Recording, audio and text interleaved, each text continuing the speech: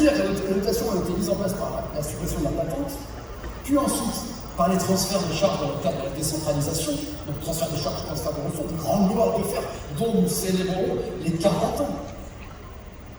Et que l'engagement de l'État était de dire nous transférons la charge, nous transférons la ressource qui sera constante en francs et ensuite en euros. C'est-à-dire évidemment indexée à l'inflation, que jusqu'au début des années 2000, sans discussion, toutes les dotations, notamment la DGF, étaient réactualisées chaque année du montant de l'inflation, y compris dans les années 70 et début 80, quand l'inflation était bien plus haute encore qu'aujourd'hui, plus la moitié de la croissance. C'était une règle. Et puis, depuis les années 2000, c'était juste indexé. Puis en 2010, souvenez-vous, la salle n'était pas configurée de la même façon. J'étais dans cette salle et le président de la République de l'époque, après le subprime, avait dit nous n'indexons pas la dotation broncalière, à juste titre.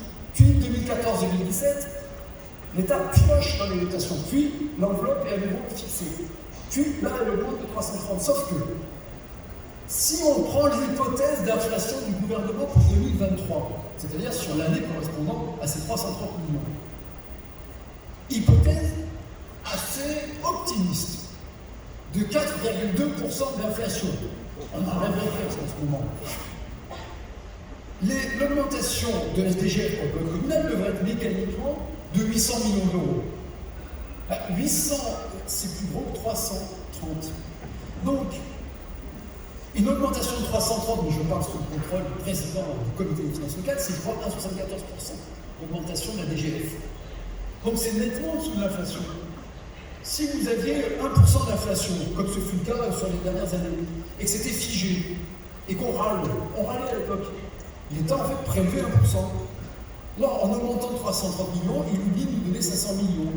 Donc le prélèvement de l'État en 2023 sera supérieur à ce qu'il était les années précédentes, sans augmentation en euros courants de la DGF, mais tout simplement parce que la DGF ne demande pas en euros constants. On ne demande pas un effort à l'État sur la dotation, on demande juste le respect de la parole donnée et que les dotations soient constantes, c'est-à-dire qu'elles soient réévaluées en tenant compte de l'inflation, c'est-à-dire qu'elles soient constantes en euros constants. Voilà.